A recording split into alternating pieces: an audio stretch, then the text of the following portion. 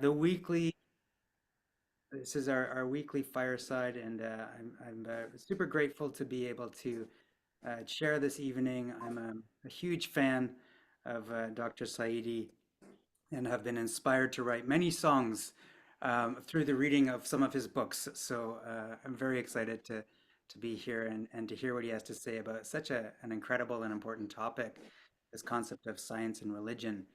Um, but before we start and before I bring him on formally, we'll just, as always, I'll invite our friend from Brazil to say a prayer in Portugal, or sorry, in Portuguese, and then I will share a song, and then I will set the stage and introduce Dr. Saidi. So thank you, and please go on mute then for this portion of the talk if you're not already. That'd be great, and I'll turn it over to Nahid for the prayer.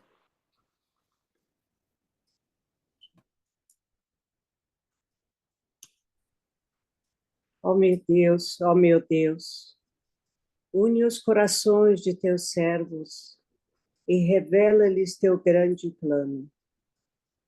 Que sigam teus mandamentos e permaneçam firmes em tua lei. Ajuda-os, ó Deus, em seus esforços e concede-lhes o poder de te servirem. Ó Deus, não os abandones a si mesmos, mas guia seus passos pela luz do teu conhecimento e com teu amor alegra seus corações. Em verdade, tu és seu amparo e seu Senhor. Baha'is.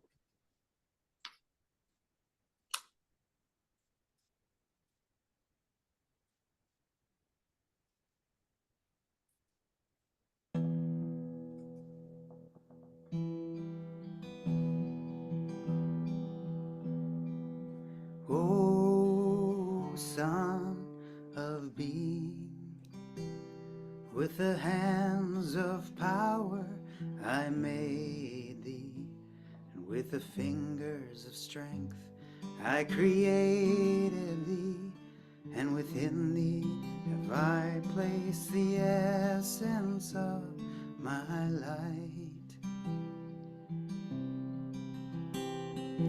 Be thou content with it, and seek not else, for my work is perfect, my command is binding. Question it not, nor have a doubt thereof.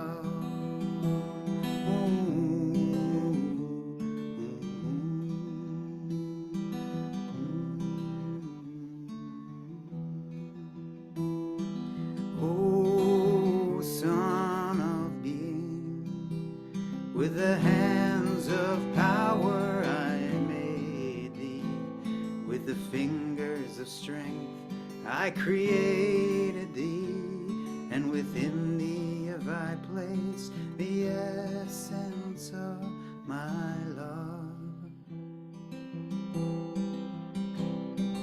Be thou content with it, and seek not else, for my work is perfect, my command is binding.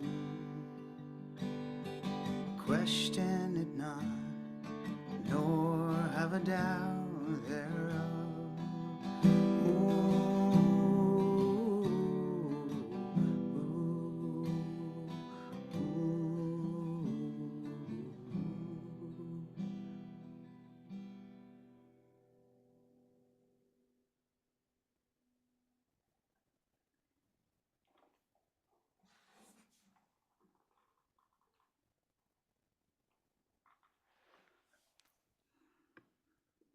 Welcome, friends. We're in for a treat tonight. So we're joined here to engage in a really interesting topic, and it's the notion of science and religion, and can they coexist in harmony? And here we are really happy to introduce Dr. Nader Saiedi, and a very brief bio is he's a retired sociologist who taught at UCLA and Carleton College. His publications include Gate of the Heart, Logos and Civilization, and The Birth of Social Theory. And the inspiration, or one of the quotes that's sort of at the foundation of this topic, is from Abdul Baha. And it says, if religion were in harmony with science and they walked together, much of the hatred and bitterness now bringing misery to the human race would be at an end. And so we know that there's often been this conflict between religion and science, and how can they coexist. And so I will leave it to Dr. Nader Saiedi to shed light on this. And then, as mentioned, at the end, we'll open it up for questions and comments, and looking forward to it. So Dr. Saiedi, welcome. Thank you very much. I want to thank the, I guess, Oakville community, and in particular, my very dear friend, Farouz Masroor, for inviting me to be here and share with you some of my thoughts on the topic. The topic, of course, is a very complicated, complex, multidimensional issue, and any attempt at being really adequate to the complexity of the topic within this short period of time is just impossible and incorrect. But I'm going to discuss, hopefully in some new ways, the way the relation between science and religion is usually being discussed and deliberated.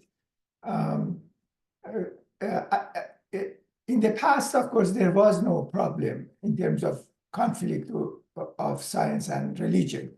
When you look at the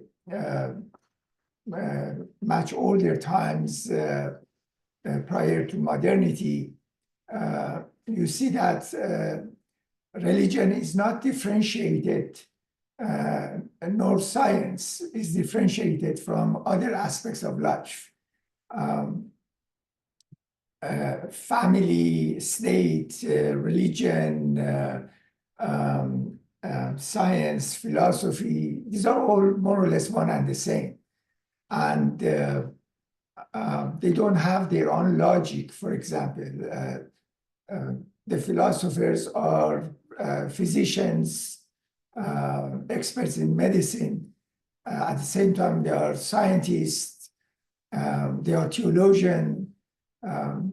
Kinship institutions are the basis of almost everything, from religion to education to politics to economy and the like. So for this reason, religion and science to a large extent were one and the same.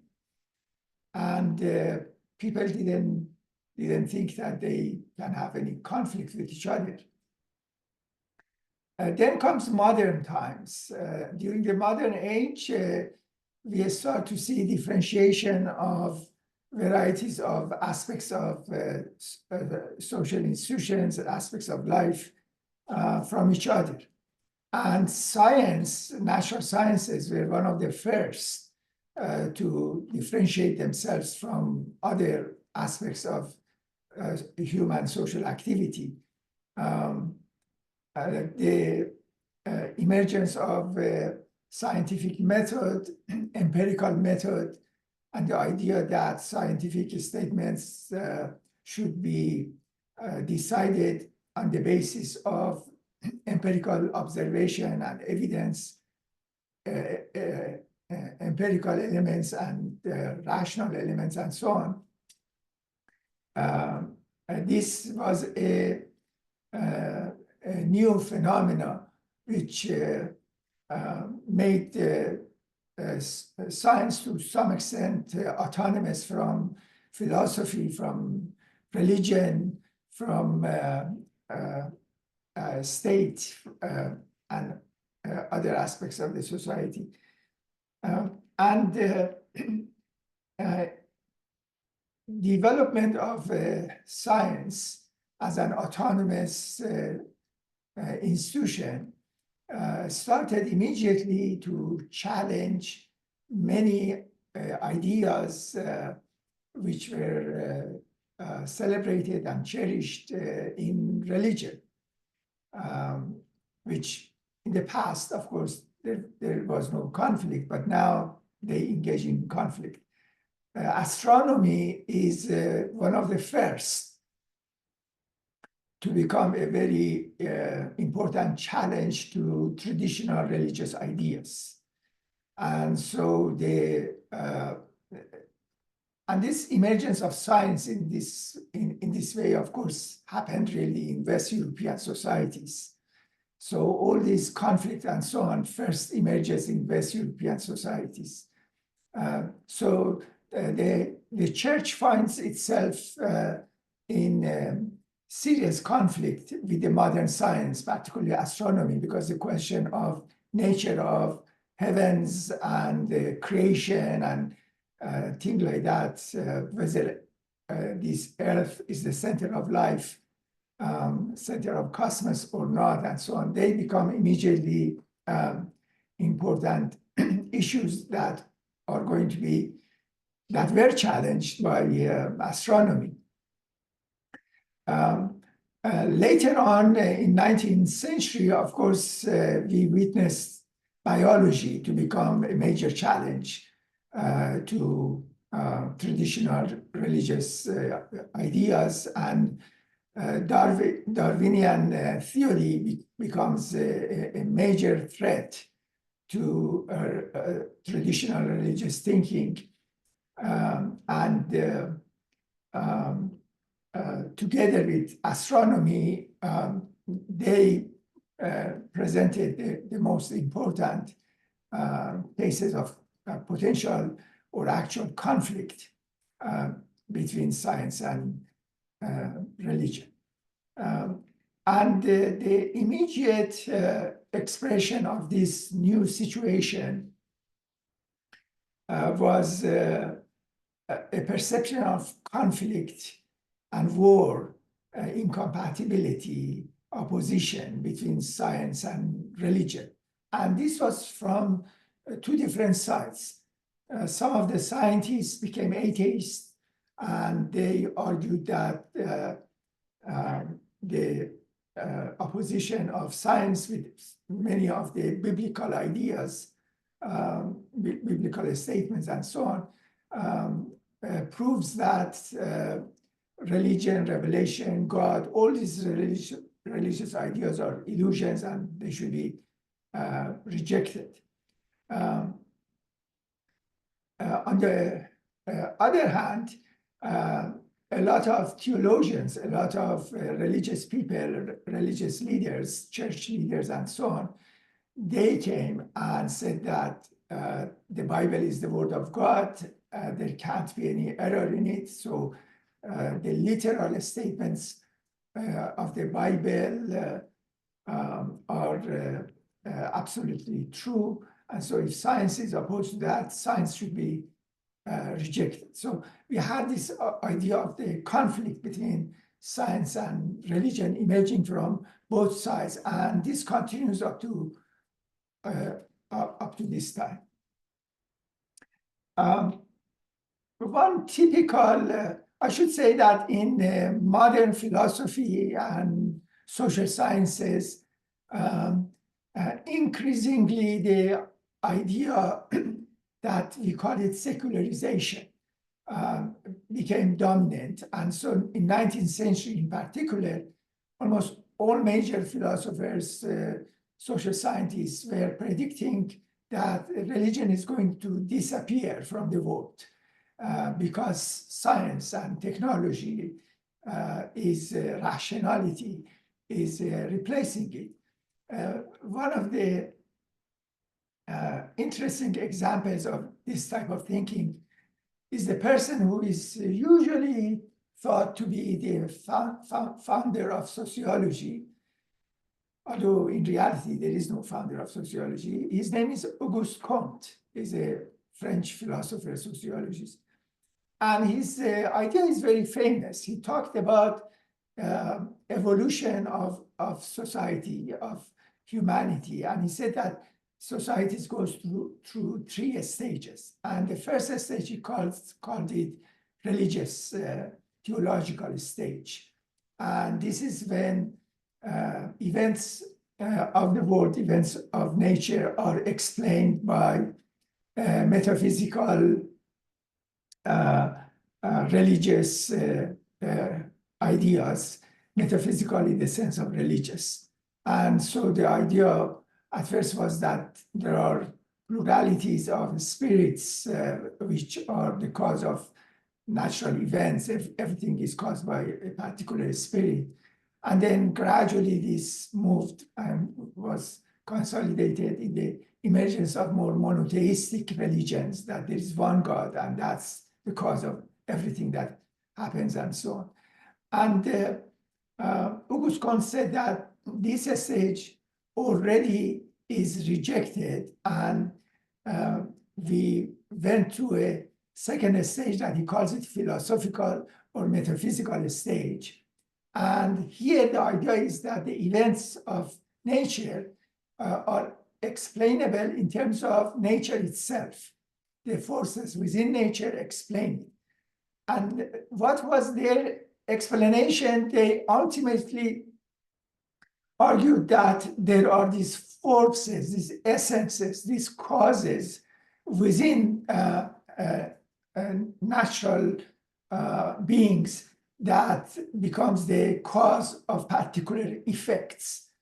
And Auguste Comte argued that this way of idea, he called it metaphysical or philosophical stage, and he argued that this is also incorrect. This is illusion, and there is no such essences and so on. But he perceived this second stage to be a transitional stage, which was mostly for him the 18th century philosophy of the Enlightenment. But in any case, he believed that now we are at the beginning of the third and final stage. This is scientific or positive stage. And at this stage, nature is seen as a bundle of empirical events and empirical regularities. There are no essences, only the things that can be experienced. Therefore, natural phenomena should be explained through observation in terms of these natural empirical regularities without any particular essence or cause to be there to be explaining various phenomena. And so the concept of causation in this idea became a much milder concept than the metaphysical philosophical stage. And of course, this means that this positive stage, scientific stage, is the correct stage, is the rational stage, and the previous stages belong to childhood of humanity, to the stages of ignorance of humanity. And therefore, religion becomes defined as a set of superstitions and illusions have to be rejected and replaced now by science. Science, which this positive science is the only way that we can have access to truth, and anything other than that is nothing but error and ignorance. Now, of course, in 19th century and later on even in 20th century and right now in 21st century, lots of others came and presented other theories and ideas in order to prove that the age of religion is over and science is the only criteria of truth and reality. But I mentioned Auguste Comte for a particular reason, because the way he discussed this issue becomes relevant to the first attempt at reconciling science and religion. So aside from the people, whether it is in the religious literalist people or the atheist scientific orientation, which believe in the conflict, incompatibility of religion and science, increasingly we witness the emergence of a new way of thinking.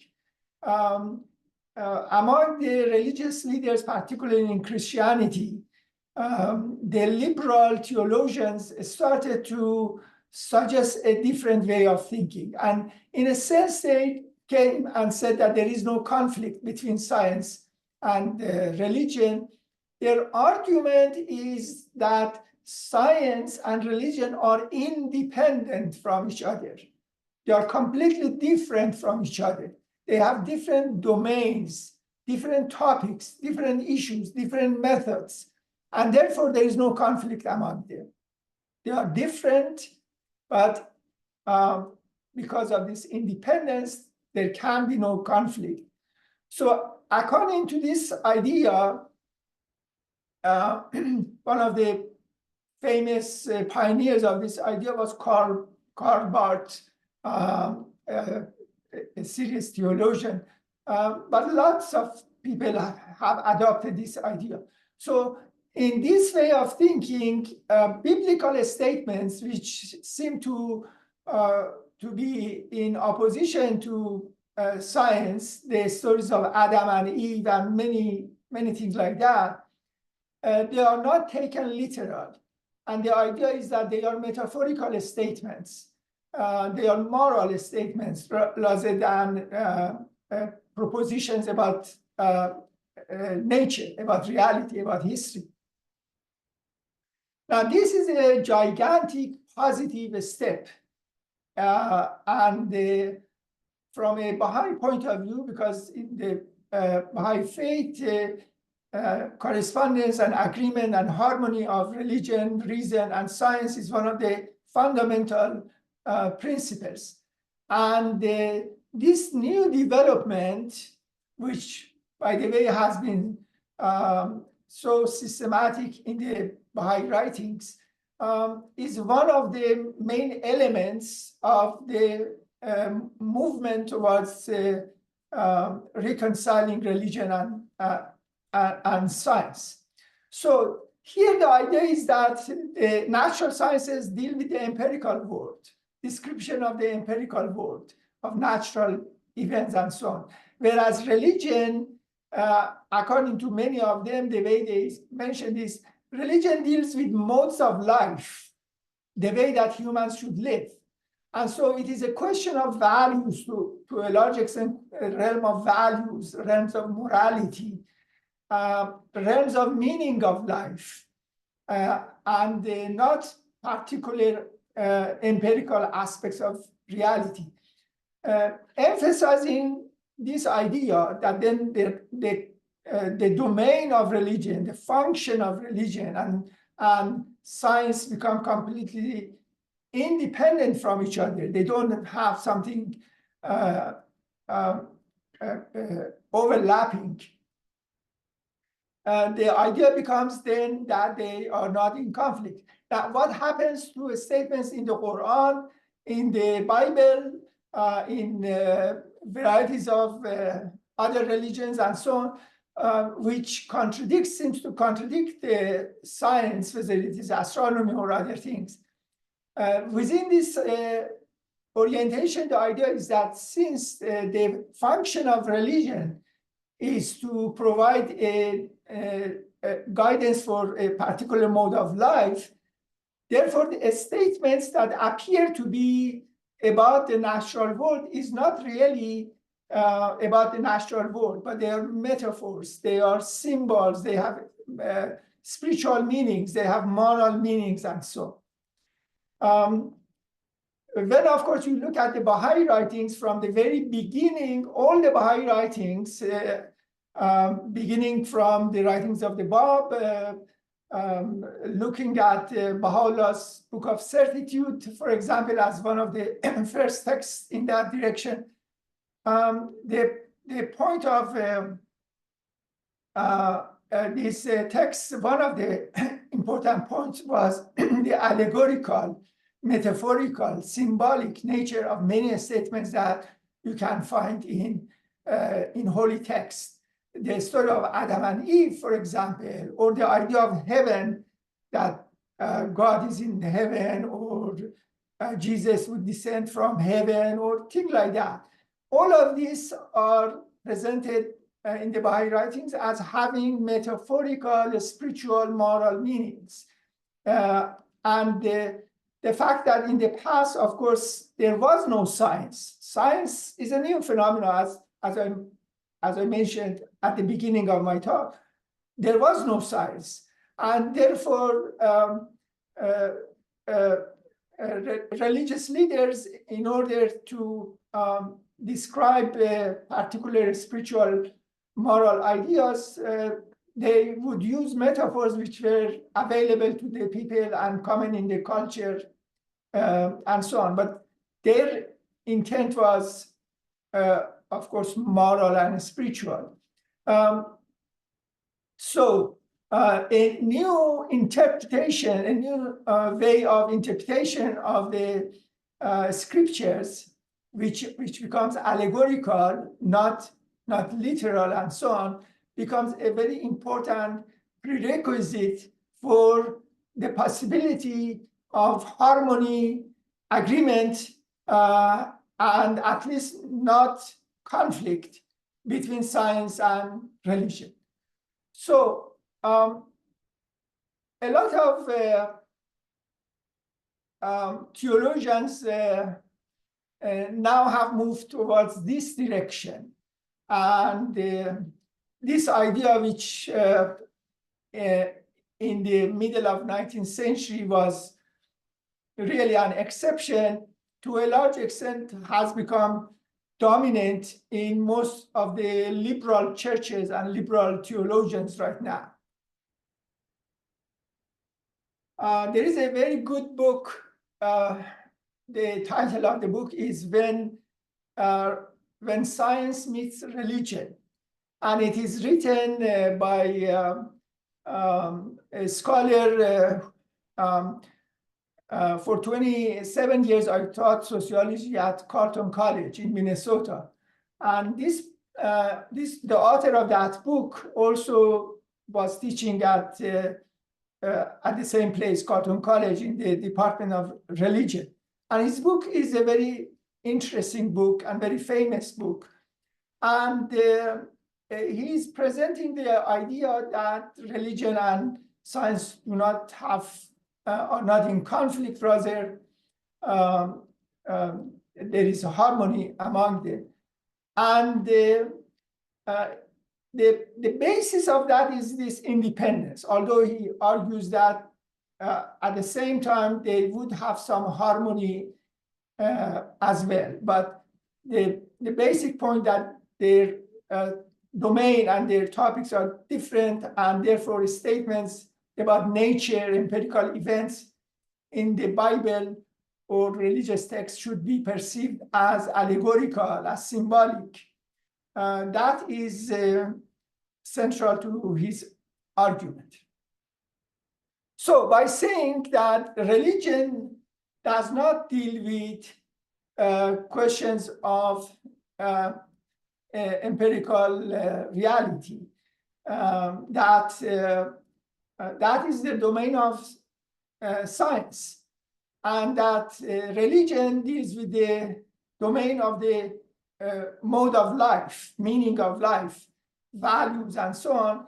In this way, a lot of people, more liberal theologians, not only in Christianity, but also in other traditions, have tried to create the possibility of some sort of agreement between science and religion.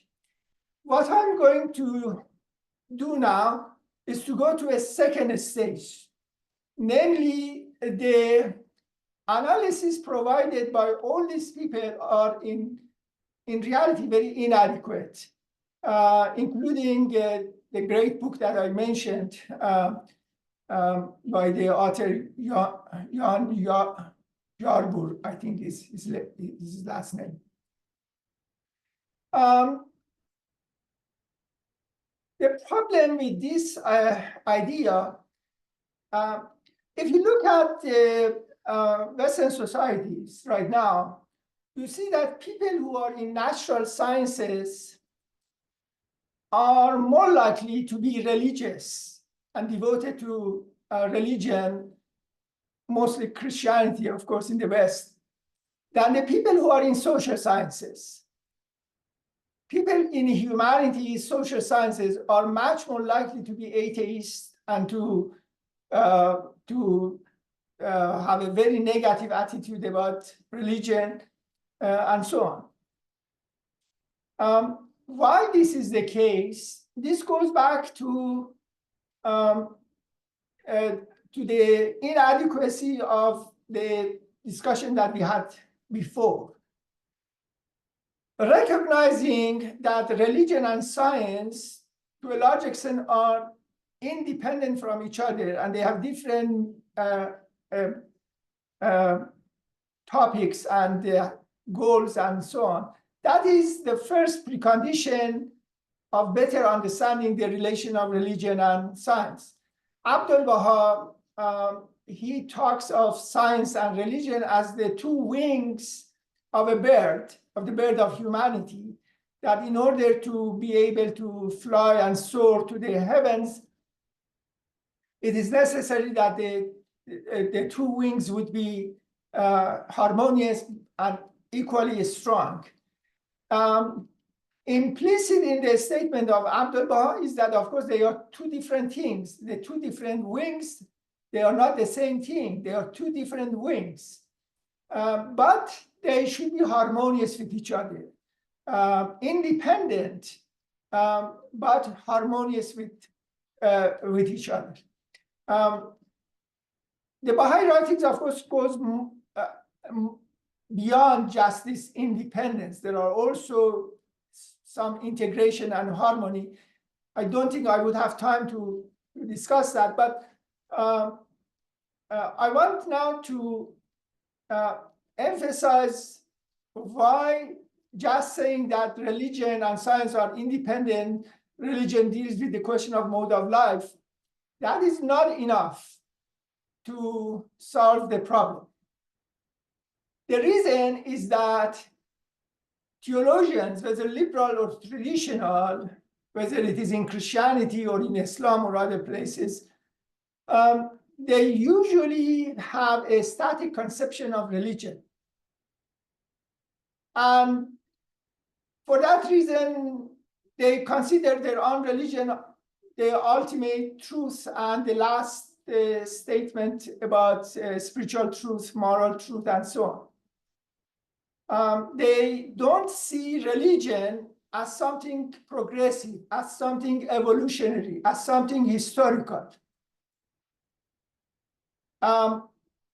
In the realm of society, sociologists see the society, culture, and so on as something which is historical and developing and dynamic, dialectical. At the level of biology, biology looks at the biological world as something which is historical, evolutionary, dynamic, and so on. But in the realm of religion, theologians, believers, people devoted to religion and so on, usually don't see that as something evolutionary, as something dynamic, as something historical. And because of that, they can't understand adequately the concept of religion, and therefore they can't really solve the problem of conflict between science and religion. Why this is so? Because it is true, religion primarily deals with the mode of life that we should have. But the problem is that the mode of life is something historical. What is good for a society, for humanity, at different stages of history becomes different. There was a time that slavery was good for society, for the world. Society, the world, its morality, its philosophy had not only did not have any problem with slavery, but perceived slavery to be something natural and completely just expression of nature. Up to 19th century, that was the dominant view. Even some of the philosophers, and a particular form of science, namely Darwinian theory, was interpreted, so not science itself, but the philosophical, sociological interpretations of Darwinism also led to a justification of slavery, colonialism, racism, and the like. The idea was that since humans are just biological entity, and since this biology is evolutionary, therefore different groups of humanity can be in different stages of development of bundles of human traits in this process of evolution. And the law of struggle for existence, the law of survival of the fittest, which Spencer mentioned, but it is the Darwinian idea, they came to be accepted as the regulating principle of society and life, because humans are nothing but a natural, material, biological entity. There is no soul, there is no God. And so in this way, the idea of war, the idea of colonialism, racism, all these things, patriarchy and so on, were defined by science, pretending to be science in this case. Darwinian biological theory belongs to the realm of science, but interpretation in philosophical and sociological ways of the idea of Darwin, and therefore saying that human societies should be regulated in accordance with the law of nature, in this case, struggle for existence, survival of the fittest, and so on. That is not science, but tries to legitimize itself as science. That is one of the abuses of science in modern times. But in any case, the point is that the mode of life, which is ethical, which is spiritual, which is appropriate, is something historical. Almost nobody questioned patriarchy in the past. Colonialism, imperialism was never perceived to be something bad or negative. I was born in Iran, and I remember that always all Iranians, they are so proud of the fact that the founders of Iran, like Cyrus the Great and so on, were such a great empire builders, which means that they were such a great colonialist figures that dominated by war and so on, so many parts of the world, and created an empire, taking tributes from them and so on. All societies, whether it was Iran or Rome, or all societies in different ways perceive the idea that they would go and plunder other places and subjugate other people and so on. This was a matter of pride for all of them, and nobody thought that there's something immoral about it. So when you define the religion as dealing with the question of values, ethics, the question of mode of life, that is correct. But the only way now that you can believe and attest to the harmony between science and religion is to see religion as something historical and dynamic. Namely, religion itself becomes historical phenomena, and therefore the particular laws of religions, they pertain to the particular stage of development of humanity, and therefore some of their laws corresponding to a particular mode of life and organization of society and so on, is limited by the stage of development of humanity. And that is why you can see in almost all religions a number of laws that are based upon discrimination between believers, non-believers, men, women, slaves, free people, and so on. Rarely you see any defense of democratic rights of all individuals, and so on. On the contrary, kings and tyrants of the world are defined as representatives of God, as shadow of God on this earth. And so my point is that saying that science and religion are different, because religion deals not with description of nature, but with orientation to particular values and modes of life, that is a correct statement. But this by itself, if you have a static conception of religion, immediately creates the idea that religion and science, in this case, social sciences, mostly social sciences, historical sciences, would be in total conflict with each other. And that is why people in social sciences and so on are much more likely to be anti-religious than the people who are in physics and chemistry and natural sciences and so on, because they look at the mode of life which traditional religious groups have been presenting and defending.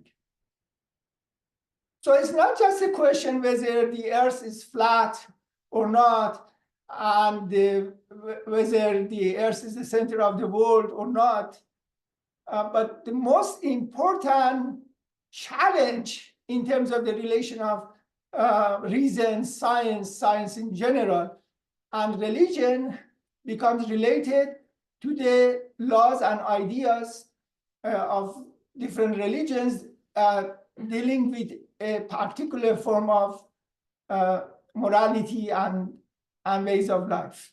Now, the Baha'i faith, unlike almost all of dominant religious orientations, doesn't see these religions as random events, doesn't see these religions as one of them true and all of the others false.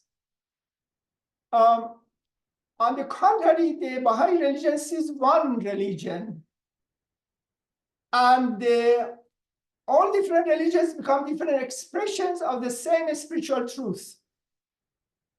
But this spiritual truth becomes historical, religion becomes historical. So the Baha'i faith defines religion as a dialogical phenomenon. Namely, it is a dialogue between God and humanity. So the form of religion, the ideas of religion, the laws of religion are determined by the interaction between divine law, divine wisdom, and the characteristics of humanity, the stage of development of humanities, the needs of the time, requirements of the time of a particular culture and society. Traditional religious people who think that their religion is the last religion, they think that religion is for God. God doesn't need religion. Religion is for we mortal human beings to help us to develop and spiritually develop and actualize our spiritual potentialities. Since religion is for we human beings, therefore the propositions in religion, particularly the social laws of religion, has to be in accordance with the stage of development and the needs of the time and the requirements of the time, which is changing, which is dynamic. And that means that therefore, all religions, their social laws are valid completely for their time, for that stage of development. But that same religion, that same truth manifests itself in new forms in accordance with the requirements of the time. So in the Baha'i point of view, Abraham and Moses and Jesus and Muhammad and Baha'u'llah, they are not different prophets. They are not different prophets or religious leaders. It's the same reality, the same reality. Christianity, Islam, Hinduism, Buddhism, Baha'i faith, they are not different religions. They are all one religion of God, which manifests itself at different times in terms of different cultures in accordance with the stage of development and requirements of those places and so on. They are all valid. It's not that one of them is better or worse. But the idea is that all of them, like medicine for a particular illness, are perfect. But when the illness changes, those previous medicines are going to kill the patient, kill the humanity, become obstacle for development of humanity, not because they are bad, but because humanity has changed. So Baha'i faith emphasizes this historical, dialectical concept of religion and religious truth. Many times it is presented as the idea of progressive revelation. The revelation of God progressively manifests itself to humanity in new ways and so on. And at each stage, it becomes the basis of a new civilization. At each stage, it takes humanity forward. And the most important proof of the truth of religions is actually the impact that they had on creation of civilizations.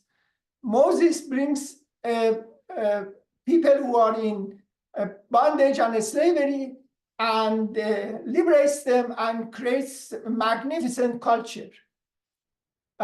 Jesus creates this universal culture which embraces so many parts of the world. Muhammad takes a number of Arabs who were mostly busy warring with each other, tribal fights and so on, unites them and creates a magnificent civilization. So these are all reflections of a spiritual truth. But if any of these ideas of religions are taken as absolute and not as something historical, then they can become an obstacle for development of humanity.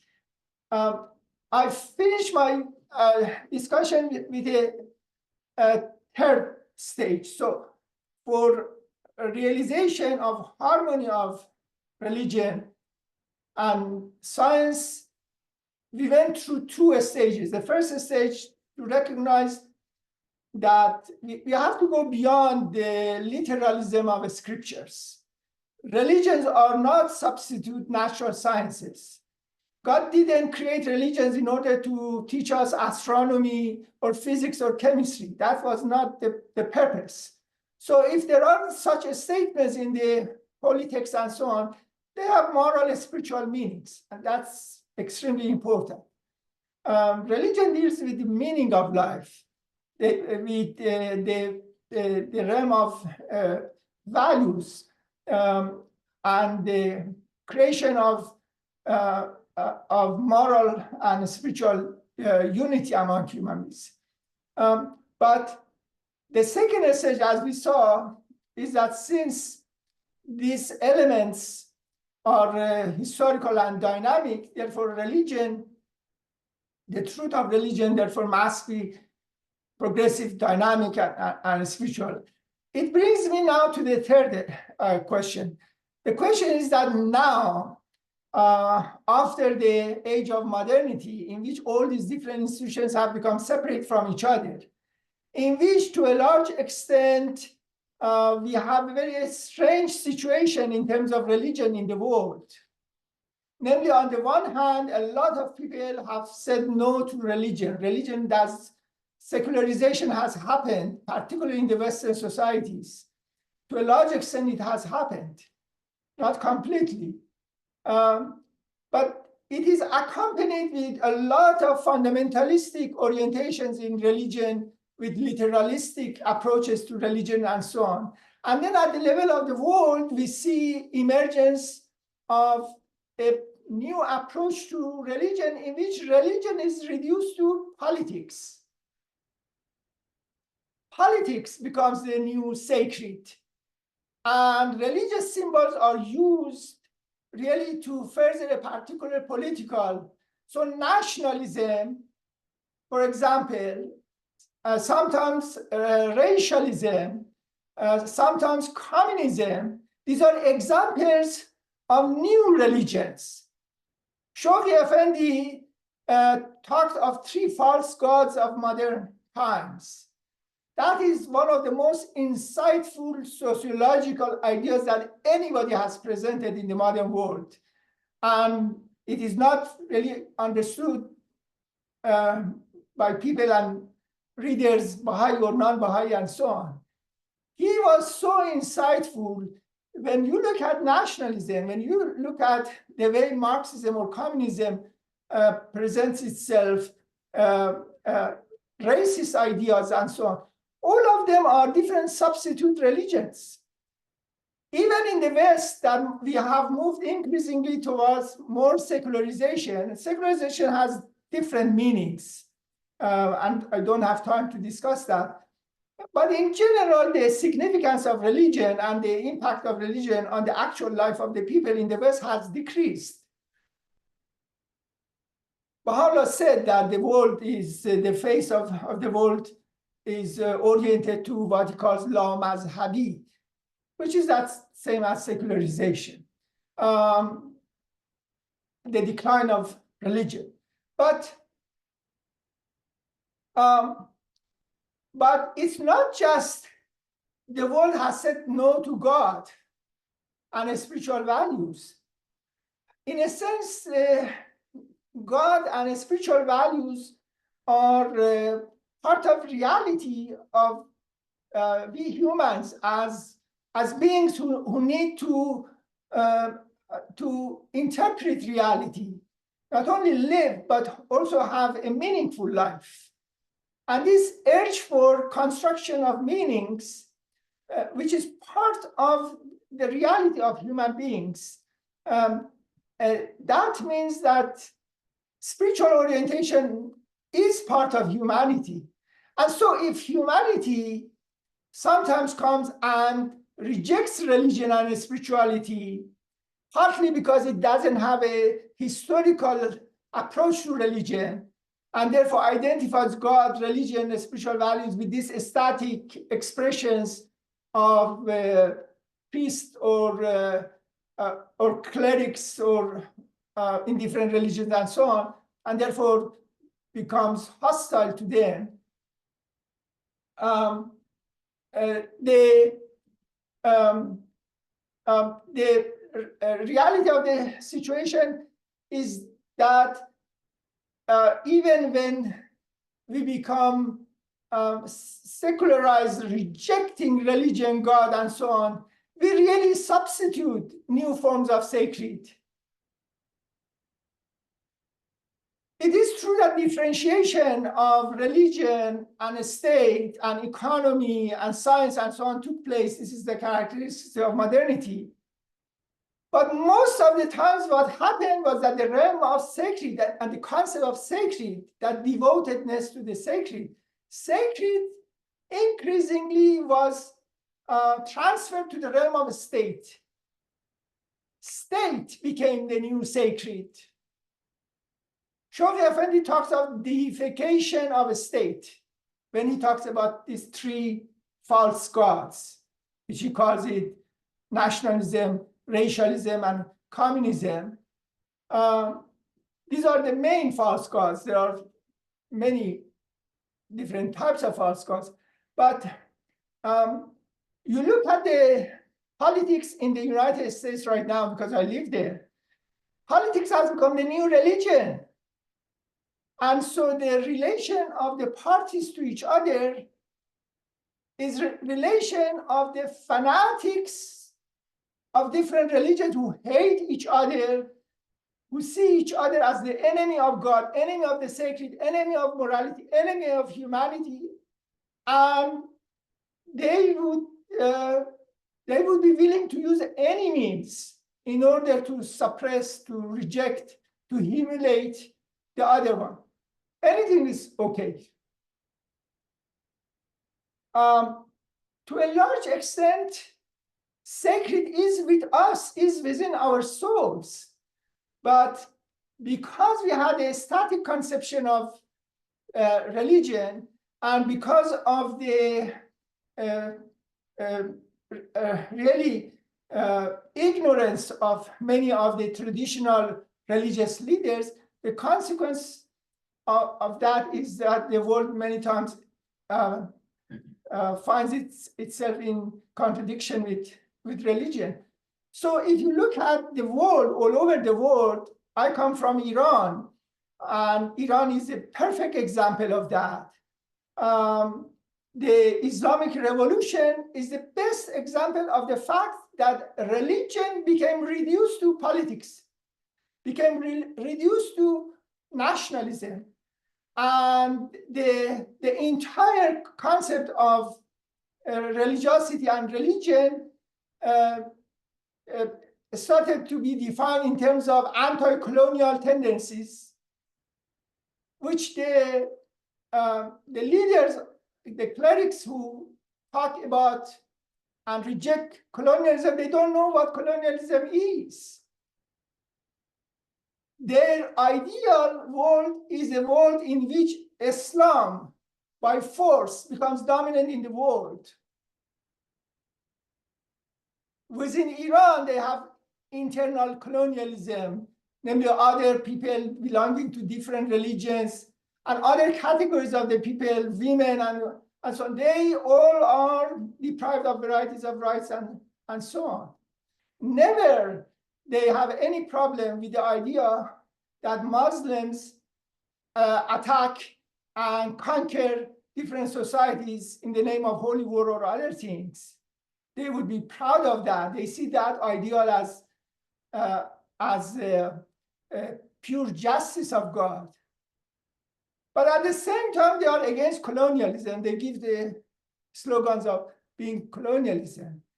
These are when the truth of religion, including the truth of Islam. The truth of Islam is not a violation of the rights of other groups and so on. But these clerics have reduced Islam to these political ideas.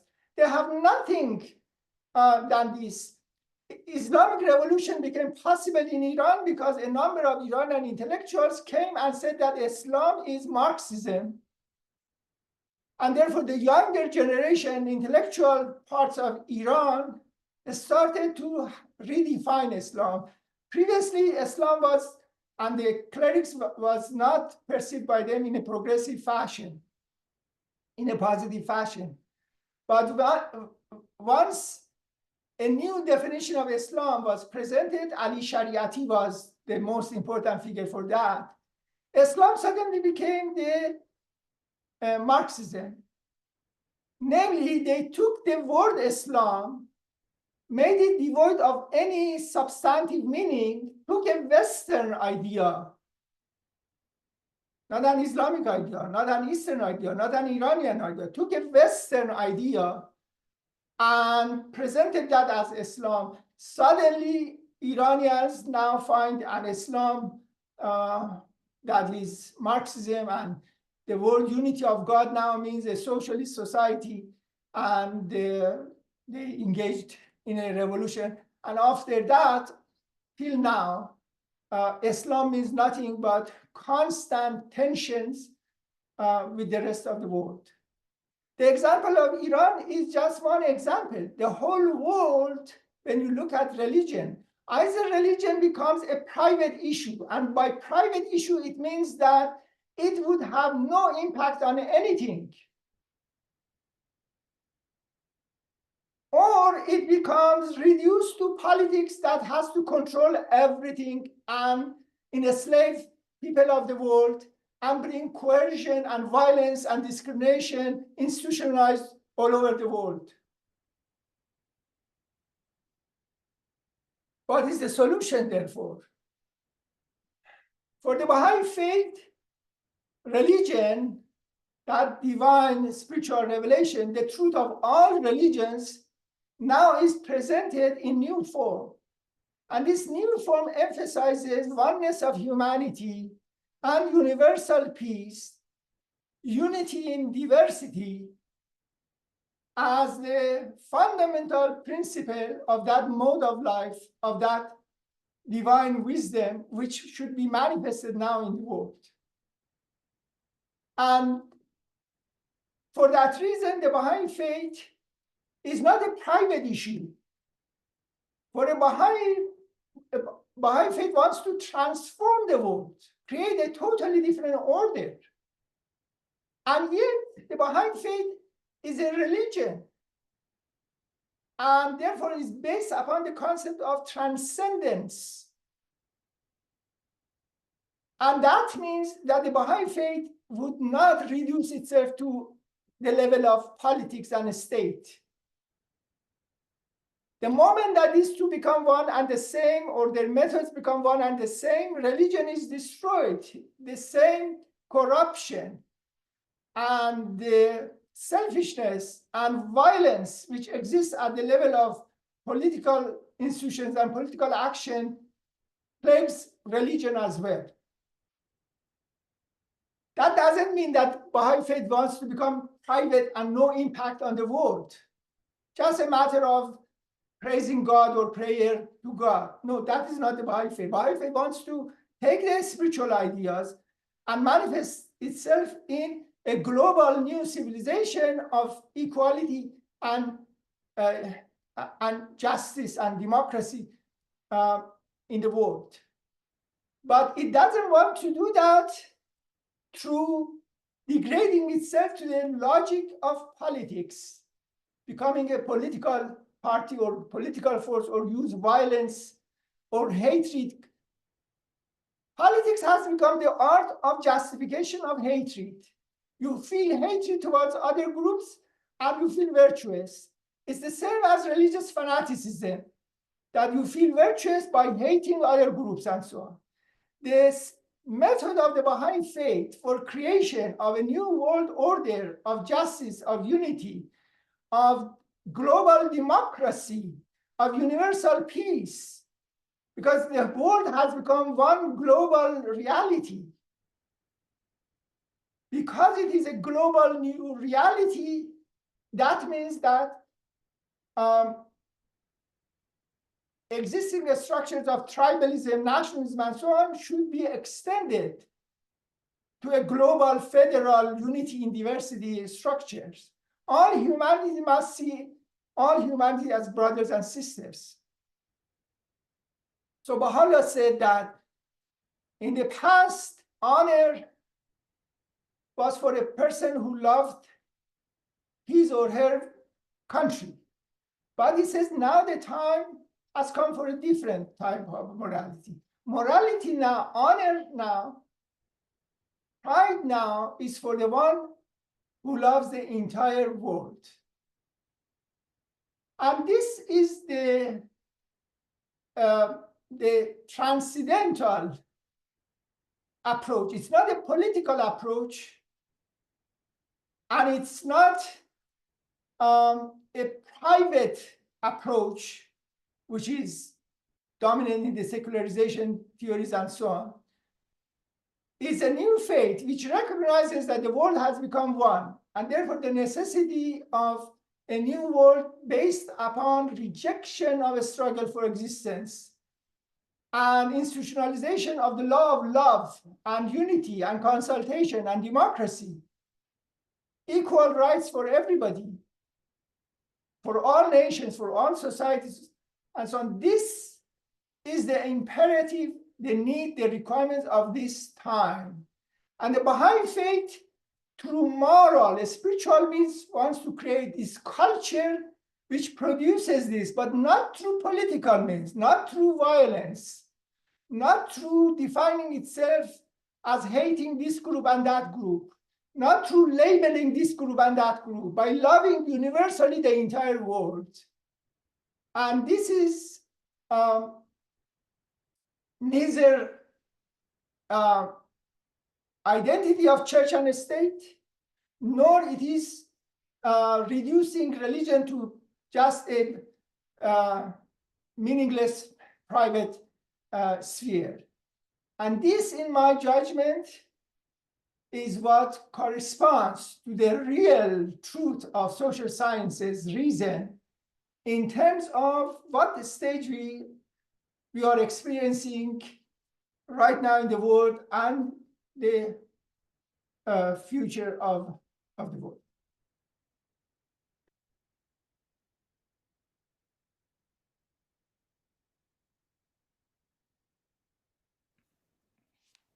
Dr. Saiedi, thank you so much.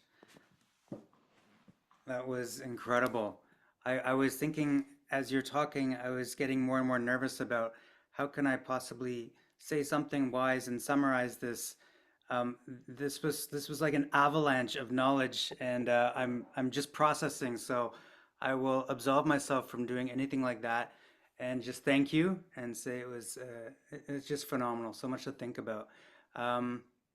I would love to, we've got about 20 minutes, 25 minutes for questions. So I'd love to open it up. And I think just to keep it simple, it would be great if you raised your virtual hand, and then I can see who wants to come off mute. And or if you want to put your question in the chat, I'm happy to read it as well. But I'd love to get into to this topic a bit more and hear what people have to say and invite people to ask questions. So I'll turn it over to the audience. I think there's a question in chat. Okay. Dr. Janabi, Dr. Saiedi. Dear Janabi, Dr. Saiedi. In the Tablet of Ahmad, Baha'u'llah says, verily this is that most great beauty foretold in the books of the messengers, through whom truth shall be distinguished from error, and the wisdom of every command shall be tested. Where he says the wisdom of each command shall be tested, means that every one of his laws can be tested with science? Question mark. Well, science, as I mentioned, does not usually means natural science, but science in general, as wisdom, has broad implications and so on. As I mentioned, the nature of religion is that it mostly can be, its wisdom can be understood more through social sciences, that type of wisdom. But the basic idea is that the new revelation of God means proposing new ways of life and new commands. The commands are historically specific, and that in the new revelation, the emphasis is not on just the acting in certain fashions, but to understand also the spiritual meanings and the intention and motivation for that. So we had fast a few days ago, a few weeks ago, it was the time of fasting. And one of the tablets of prayers of Baha'u'llah dealing with the fast emphasizes that what is important is that God would be pleased and accept our fast. And if somebody all his life has been fasting, but God does not accept it, it is as if never had done that. And if somebody never fasted, but God accepts that, that would be the point here. What Baha'u'llah is emphasizing is that particular rituals or actions, of course, they are important, but they have to be accompanied with a spiritual meaning and intention of that. And that spiritual meaning and intention is primary, not the particular ritualistic act, but the spiritual meanings of that, which everything should be for the sake of God, that means not for selfish reasons. That means for celebration of the glory of God in all beings, in all humanity, in all beings, and so on. Anyway. Thank you. I have Giti Etamad. Yes, thank you, Dr. Saidi. As usual, it was the most interesting, and you brought up a new concept that in none of our previous talks about science and religion and Baha'i faith I have ever heard, and that was that religion and science are independent, so they don't have to disagree with each other. They're complete two independent things. But one thing I want to ask is that you did not bring in your equation the issue of God, and this is the major conflict between scientists and religious people. Yes, well, I'm very happy to see you. We had correspondence with each other and things like that, but to Thank see you. your face, that's a great honor for me. I think in the modern world, people have become accustomed to a particular way of thinking because they have been living in an industrial, rationalized world in which varieties of events and so on are ascertained and predicted, manipulated in scientific fashions and so on. Our intellectuals and non-intellectuals have unconsciously developed this habit that in dealing with the question of the meaning of life, the truth of reality, not empirical reality, but the truth of reality, including God, therefore, the truth or the evidence for that also should be of this same type of empirical evidence that they are accustomed to it. In the past, people believed in many things without empirical references or evidences and so on. But this is the way we have been accustomed to that. The problem with this worldview, which I believe it's an extremely shallow worldview and one of the byproducts of habits. Habits can be great things in life, you know. If every morning you have to decide what time to wake up, whether you have to take a shower or not, what to eat or not, and so if you have to deliberate about everything, then life becomes impossible. Habit is very good because it organizes life. But habit can be really bad as well. And the worst characteristics of, one of the worst characteristics of habit is that injustice and ugliness in the world, we can become used to it and therefore won't see it that much. It won't bother our conscience that much. One of the most important negative aspects of habit is what I just said. The fact is that the idea of God, if you understand it as Auguste Comte was talking about, namely the actual cause of everything that is happening in nature, of course, should be rejected. But that is a very shallow conception of God. So the reality is that the world is created by God in terms of particular laws and the forces and regularities and so on. But the very existence of the world, the very existence of wisdom and causation in the world, regularity of the world, the fact that the world has some logical structure, the very existence of that itself is a question to be explained. And the spiritual ideas of religion and so on is dealing with this non-empirical aspect of the reality. But humanity has become accustomed to only that empirical forms of evidence and so on. And therefore, since cannot see an empirical evidence for the origin and the existence of the entire reality, then automatically thinks that therefore there is no need for any explanation. For me, the idea of God is the fundamental requirement of reason. We, humanity, at the empirical level, we believe in the law of causation, so everything must have an explanation. But the most important mystery, of course, is the very existence of the world. If there is a, for instance, Big Bang, the question is, what is that original energy? Why that exists? What is the cause of that? And why the movements of that should be in accordance with logic, with accordance with reason, so that we can understand parts of that and future developments of that and so on. In any case, I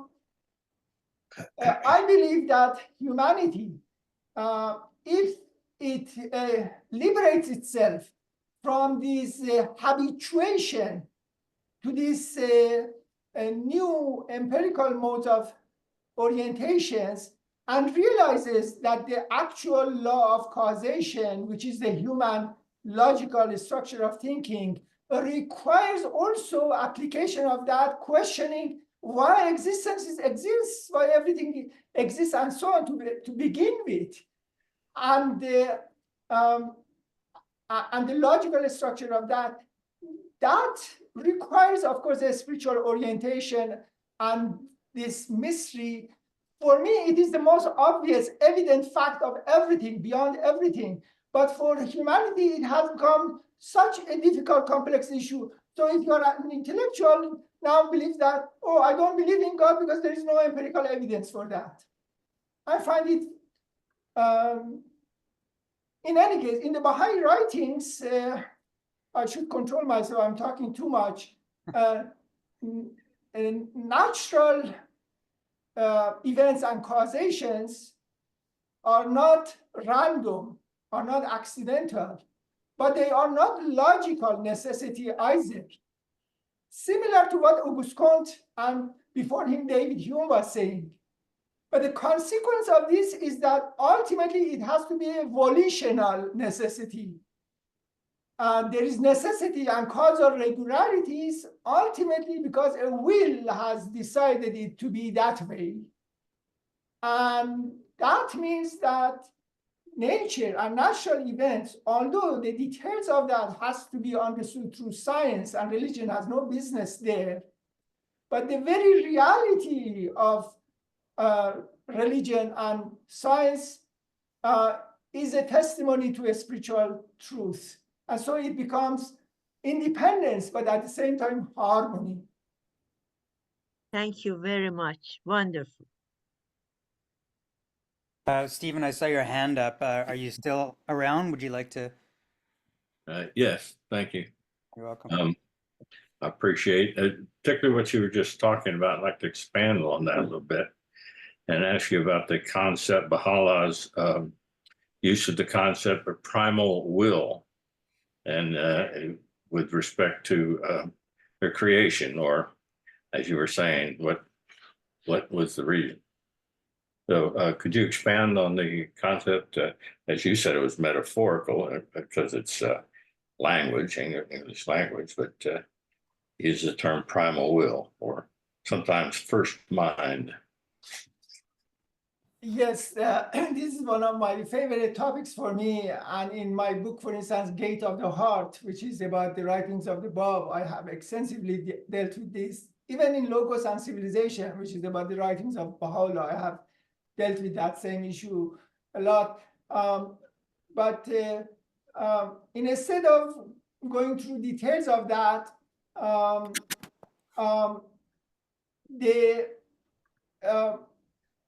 one of the very interesting implications of this idea for me is that the Baha'i worldview, to a large extent, unites and integrates the Abrahamic religions and their worldviews with a lot of Eastern traditions, Buddhism, Hinduism, and so on. Because God in Abrahamic religions is a personal God, whereas in most of the Eastern spiritual traditions, there is no personal God. It's an impersonal reality, divinity force. And I believe that the Baha'i concept of an unknowable essence of God, which is not personal, which does not have the typical normal characteristics of a personal God that in Abrahamic religions are attributed to God. The Baha'i God is not that way. We don't know anything about it, does not have any of the characteristics like power, knowledge, science, and so on. We say power because it's not deficient and doesn't have weakness, but power is a human phenomenon, and that is irrelevant with regard to God. So the unknowable essence, God, for the Baha'i faith becomes much more similar to the Eastern conception of divinity. But then expression, reflection, revelation of this spiritual God in the world becomes the primal will that you mentioned. And that primal will or the point becomes the reality whose revelation and reflections becomes the truth of all beings. So all beings, from a Baha'i point of view, have two aspects. They are like mirrors. Mirrors, all of them have some glasses, and these glasses are different.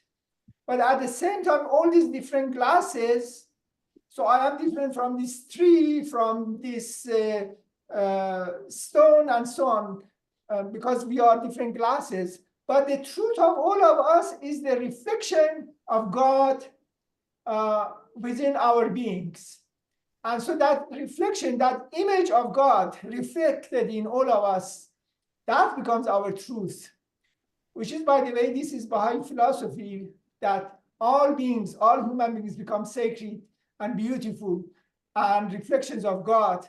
And that becomes the basis of that oneness of humankind and universal peace, and so on. So primal point, primal will becomes that actual reflection of the impersonal God in the world, and that becomes the truth of all reality as a reflection of the divine, but not the God itself. So in a sense, the various spiritual traditions, which up to now were perceived to be totally separate and having nothing in common, I believe to a large extent can be integrated and harmonized through Baha'i theology. And the ring symbol is a metaphorical calligraphy for that world order, the ring symbol, the world of God. But that's another subject. So thank you. That you answered my question. I appreciate it. Well done. Thank you. Yeah, I have so many questions I want to go down, but trying to keep it to the science and religion topic here. And Hessam wrote something that is a comment and a question as well, which is interesting. He said, fasting has been proved to have profound health benefits. And Baha'u'llah says it's a divine concept. So fasting is both scientific and divine. Would that be the case? Yes, fasting, which is not only in the Baha'i faith, but in many other spiritual traditions in different ways and so on, has literally many useful effects. But more important than that is the symbolic meaning of that, the spiritual meaning of that. For example, the very fact of fasting, it means an interruption of the routine of life. And this by itself is such an important element for creation of discipline and the control of the self and the spiritual orientation, so that we can overcome the tendencies for hedonism and to be just slaves of desires, and also habituation, which I talked about it a little bit. The very fact of fasting, it means that intentionally we are going to interrupt the routine of life that we are comfortable with. Having coffee and addiction to, not only addiction to very harmful things, but addiction to just having coffee. I have to have 3 coffees every day, for example. It's a sort of addiction. It's not that harmful, but it is.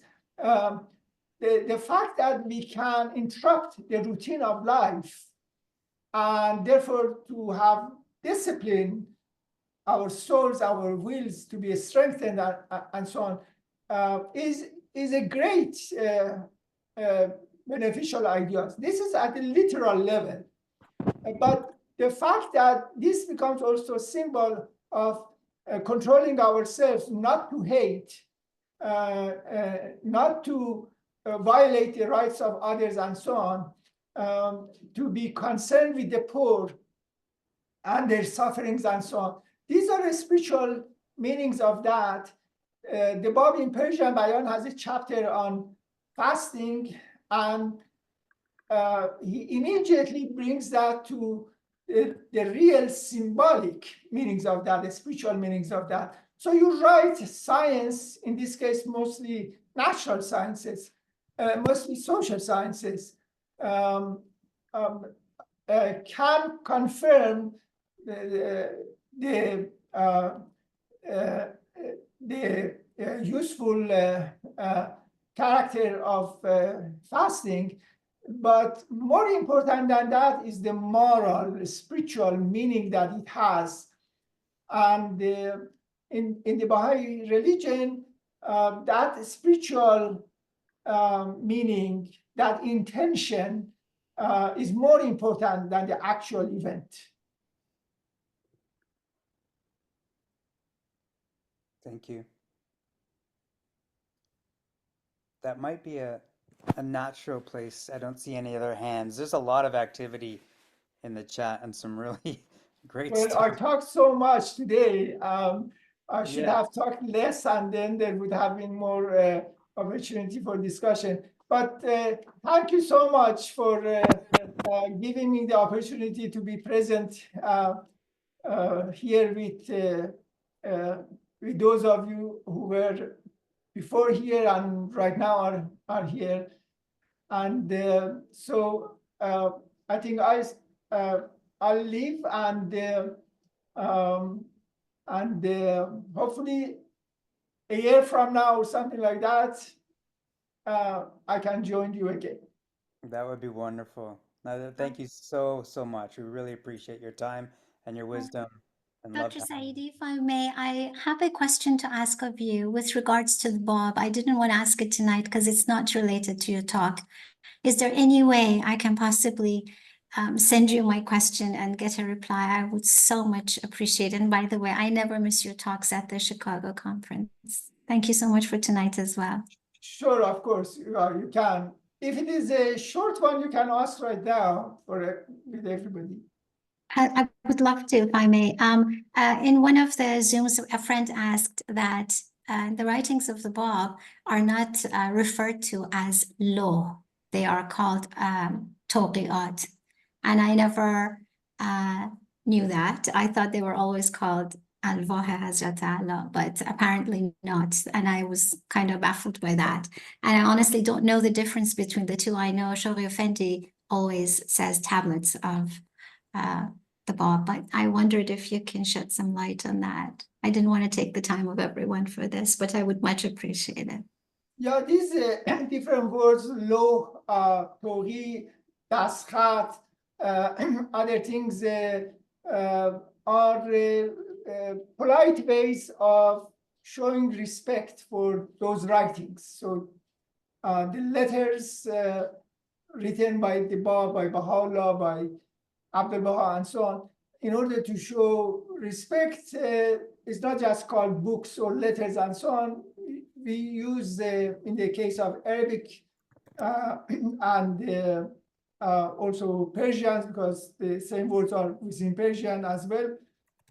We use more respectful terms. And there can be conventional habits to use one for certain figures, and you're right that normally the writings of the Bab usually in Persian are referred to as Tawqi, but there is no law to be like that, and I use the word law for the writings of the Bab as well. Anyway, this is really an individual decision. The point is to be respectful of the words of God. I don't think there is right and wrong way of doing that. Thank you so much, because the friend was saying we are absolutely not even supposed to refer to the writings of the Bab as law. We are always supposed to say Tawqiyat, and I didn't know that. I don't know of any evidence for that, but if there is such a thing, I have to learn. But so far, I haven't seen any. Thank you so much. I would love to, I don't know if it's possible. I would just love to encourage Firuz. Maybe we can have Dr. Saiedi back and do a special deep dive on some of the concepts in Gate of the Heart. And I mean, there's just so much there. It's so rich, and it's invaluable to have someone like this that's willing to talk with us. So thank you so much again, Dr. Saiedi. Wonderful to have you on tonight. Bye, everybody. Bye, Firuzande. Joanna, bye. See you soon. Thank you Thank so you. much. Thank you. Thanks, everybody.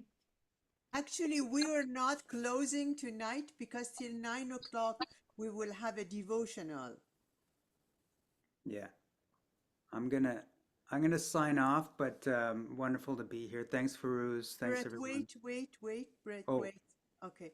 I just wanted to thank Brett very, very much. My computer went crazy again, and at the last minute I was in tears, and I just left him a message, and he immediately said, all is good. Yes, I'm going to share. Brett, thank you for saving my life. I appreciate it. You're welcome. You're welcome. It's a pleasure. It's an honor to be here, but I do have to go. So No problem. good night, everyone. No problem. Thank you. Friends, welcome. Tara John, I'm glad you were there. Tonight is a very special night for me, and the reason for that is because whether tonight or last night was the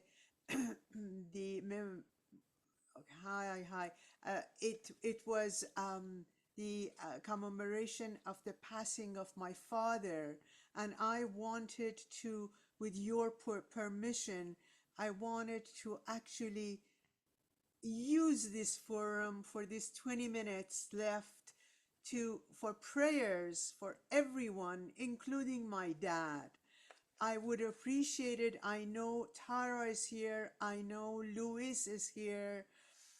I know Allah Apa Luis, love you. I know my brother Riaz is here, and whoever else. You're more than welcome to participate in the devotional part, and thank you for bearing with us. It was a heavy program. Of course. Thank you, Dr. Hissam. Appreciate it. You're welcome. I really transfer it to you, dear Dad. Thank you. You're welcome. Thank you for inviting Dr. Saiedi. It was really, that's the best of best. Thank you. Thank you so much. Thank you. I had the opportunity to meet him when he was in Shiraz going to university. That's He right. was giving classes for the youth. That was part of that. That was Correct. wonderful. Yeah. Thank Yeah, you. we know each other for a number of years now. That's right. That's Yes. right. That's right. Well, thank you for being here, Dr. Hessam. Tara You're John, welcome. would you like to start the devotional part?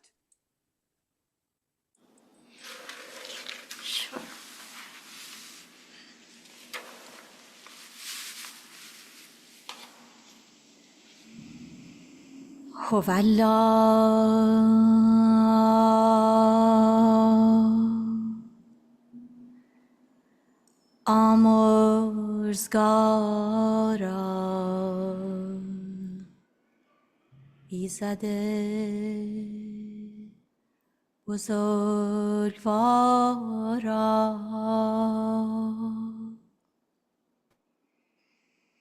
این جانها مانند مرغان تیز پر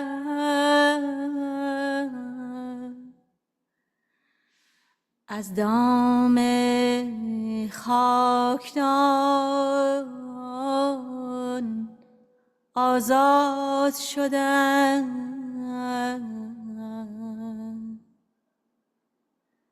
و به جهان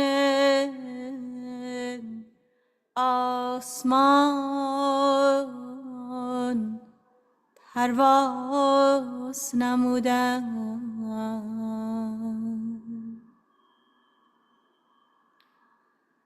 از لانه خواب رهیدند و به آشیانه جهان پاک پریدند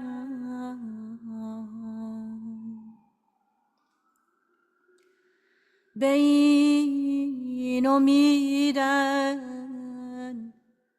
که در گلشن روشن جهان بالا بر سرو باغ بهشت نشیمن جویند و در کاخ آمرزش جای گیرند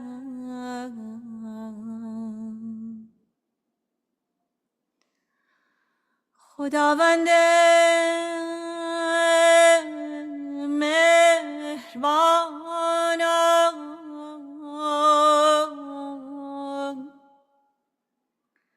هر روان پاک را به درگاه ایزدی راه ده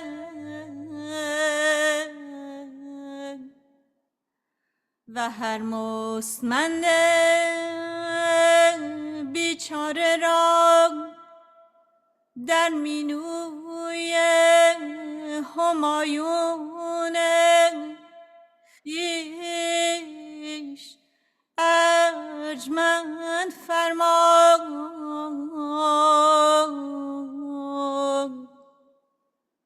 و در دریای دهش و بخشش انداز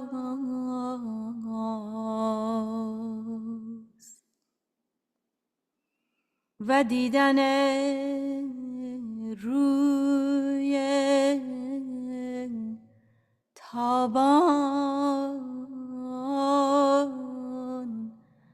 روا داد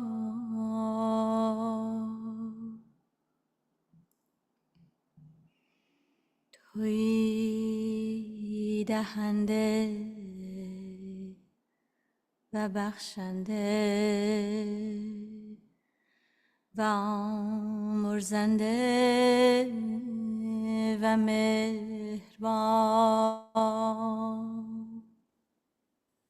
و علیکم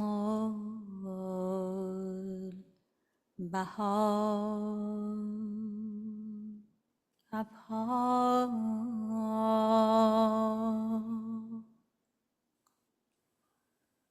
عبدالبها عباس.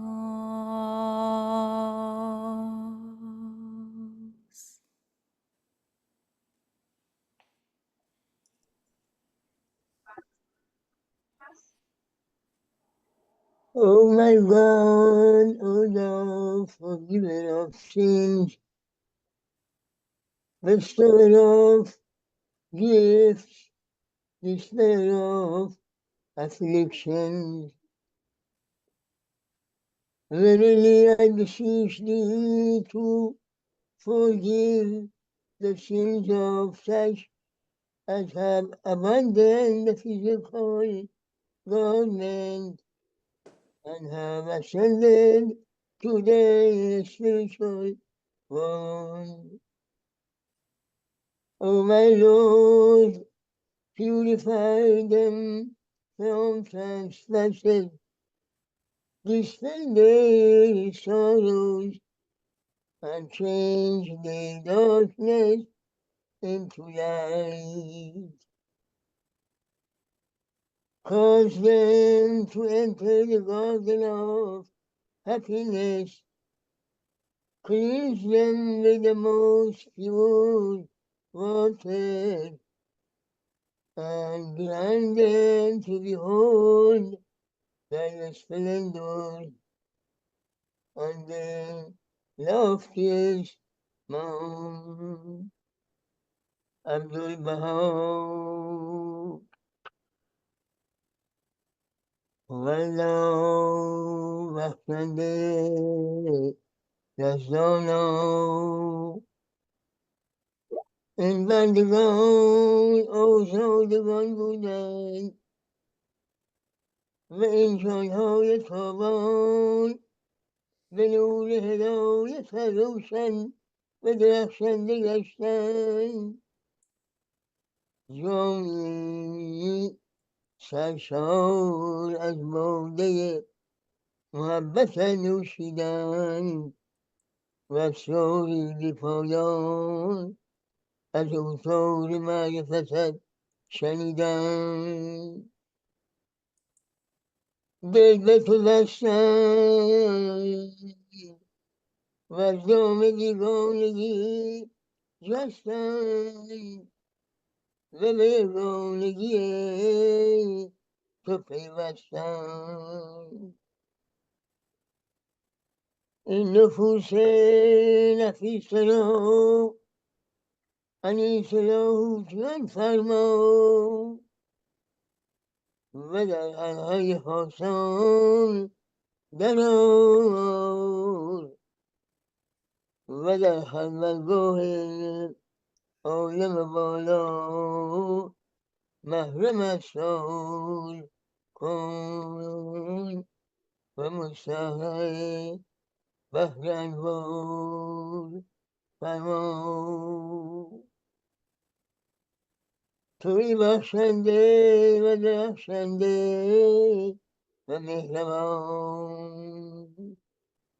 عبدالبها عباس.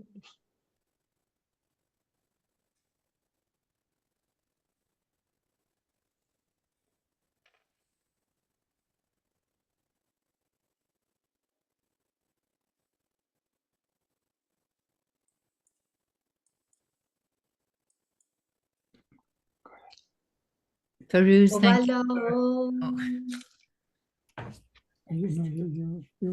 Okay. Go ahead, go ahead.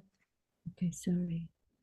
Farouz, thank you so much for inviting all of us to commemorate your father's passing. It's so touching. And I always think of the journey that we make. And we always need to have a little help from this side, from our loved ones, to continue the journey towards the blessed beauty. So I'll say this remover of difficulties and think of your dear father. Ayera cho taringi aju sohosan gonsosan. Engeyo hoti tujanik ni taringi oyaslaniki ukika dawani kitu odanani sosan.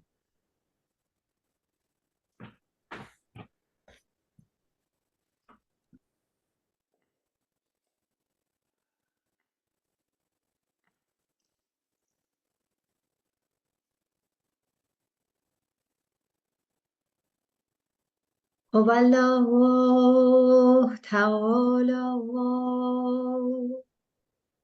پروردگارا آمرزگارا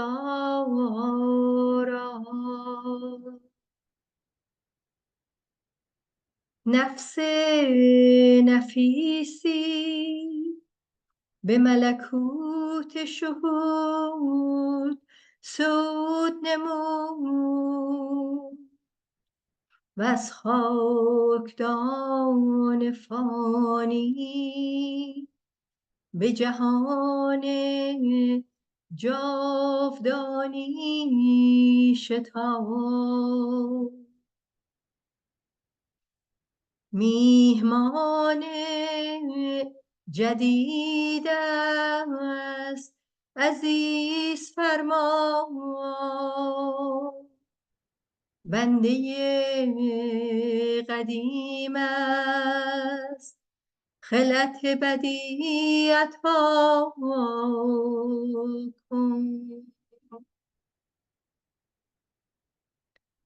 ای بی نیاز بیامرز و بنواز و به خلوتگاه راز راه ده و در محفل تجلی همدم و دمساز نما تویی دهنده و بخشنده و مهربان و تویی آمرزنده و نوازنده و توانا ای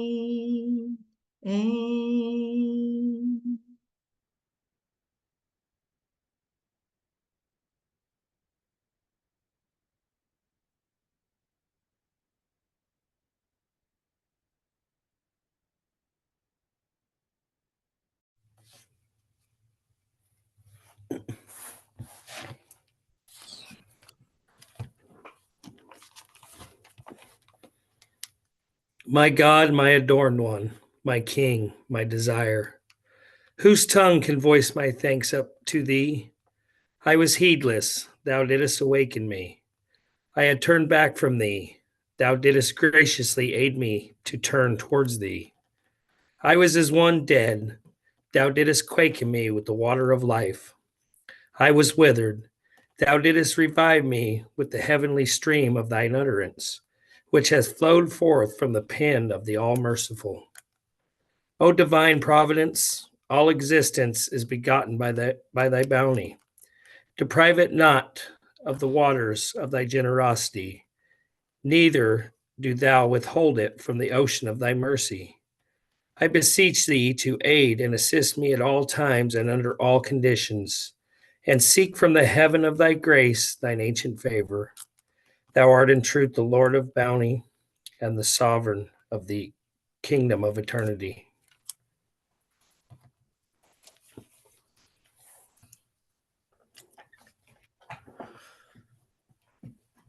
O thou provider, O thou forgiver, a noble soul hath ascended unto the kingdom of reality, and hastened from the mortal world of dust to the realm of everlasting glory. Exalt the station of this arrived guest, and attire this long-standing servant with a new and wondrous robe. O thou peerless Lord, grant thy forgiveness and tender care so that this soul may be admitted into the retreats of thy mysteries and may become an intimate companion in the assemblage of splendors. Thou art the giver, the bestower, the ever-loving. Thou art the pardoner, the tender, the most powerful. Abdul Baha.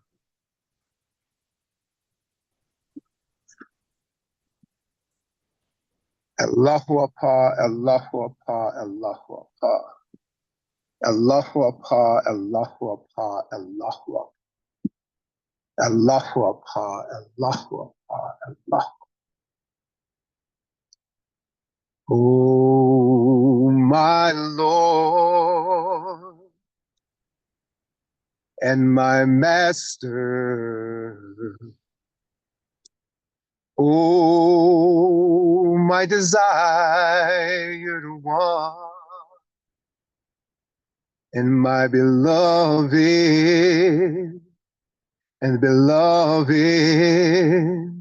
of all that are in the heavens and on the earth.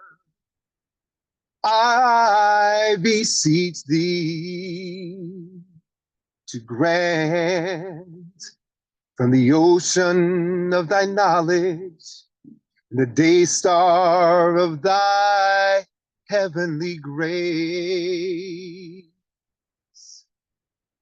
that I may be cursed, reviled, and denounced a myriad times for the sake of thy love, that these ears of mine may but once be blessed by hearing thy sweet words. Verily, thou art of the people of Baha. Verily, thou art of the people of Baha. Verily, thou art of the people of Baha.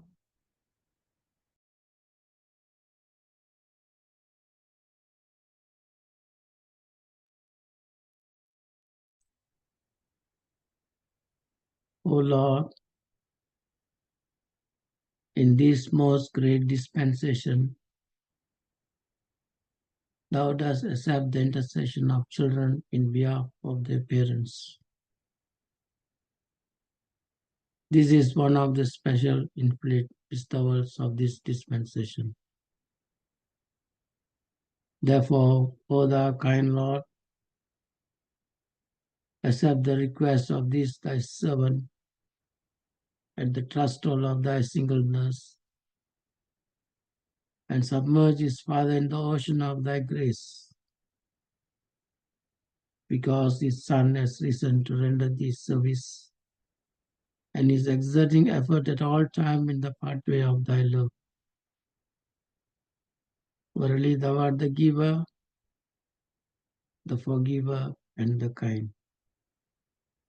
Abdul Baha.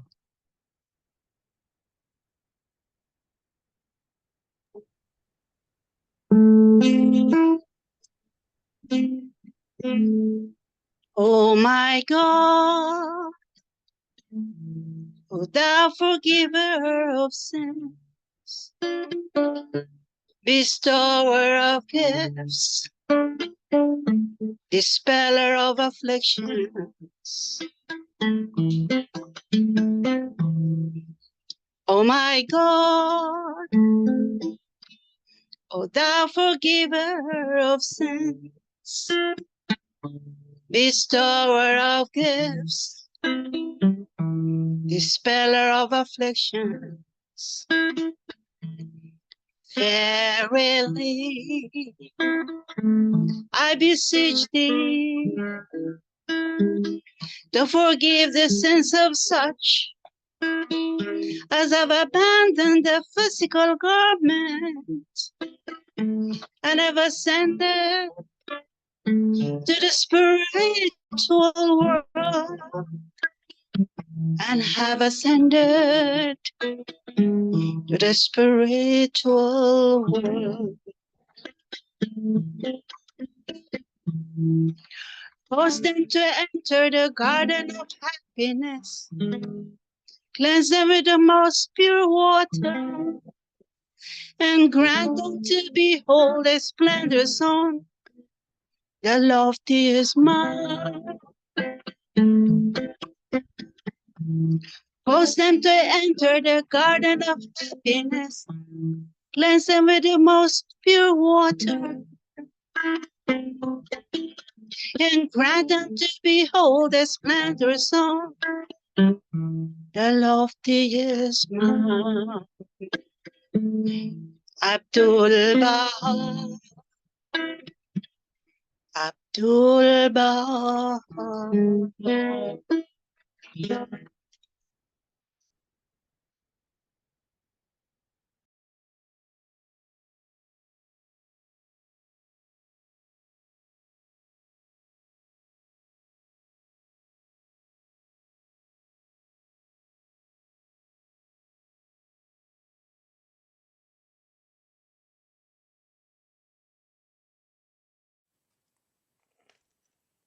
Dear friends, it's 9 o'clock.